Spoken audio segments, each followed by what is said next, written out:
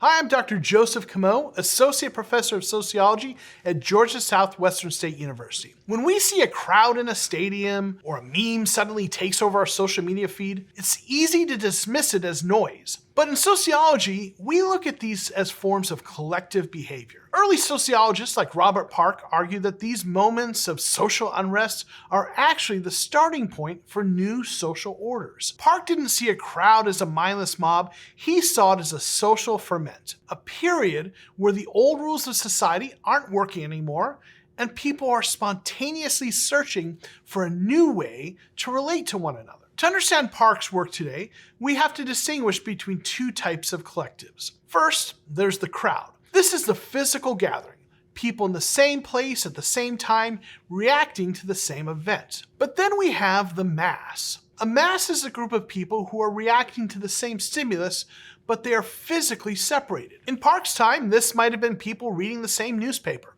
Today, it includes the internet and social media. When millions of people are all reacting to the same viral video, they're acting as a mass, even if they're sitting alone in their own living room. Now, while Park focused on the breakdown of rules, we have to look at a key counterpoint, emergent norm theory, developed by Ralph Turner and Louis Killian. Instead of seeing the crowd as a place where rules disappear, this theory argues that crowds actually develop new rules on the spot. Think about a sudden emergency in a public place. People don't just run around randomly, they look to those around them, the key actors, to see how they should behave. They create a new norm for that specific moment. This suggests that collective behavior isn't a lack of structure, it's a temporary, highly specialized structure that people create when the normal rules don't fit the situation. We can see both of these theories at work in meme culture. A meme is essentially a high-speed digital urban legend mixed with a fad.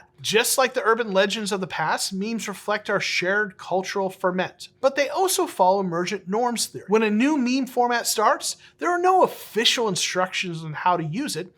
Instead, the digital mass looks at the first few successful versions and creates a set of unwritten rules for how that meme should be structured. If you use the meme wrong, the collective corrects you. It's a spontaneous digital social order. Robert Park talked about the circular reaction, the way the excitement of one person in a crowd feeds into another, intensifying the mood.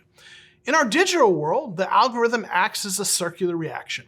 It identifies what the mass is reacting to and feeds it back to them, intensifying the fad or legend. But emergent norm theory reminds us that within that intensity, people are still making choices. They're deciding which memes to share and which to ignore based on the new norms of their digital community. This is how a simple joke can evolve into a powerful social signal. This brings us to the final stage, the social movement. Most collective behavior is spontaneous and short-lived. But as Park noted, if that ferment finds a focus, it becomes organized. When the mass moves from just sharing a meme to organizing a protest or demanding a policy change, the collective behavior has evolved. The meme wasn't just a joke, it was the social unrest and the emergent norm that paved the way for a new organized effort to change society. To summarize, collective behavior, from the physical crowds Park studied to the digital memes we share today, is society's way of regrouping. Whether we are following a circular reaction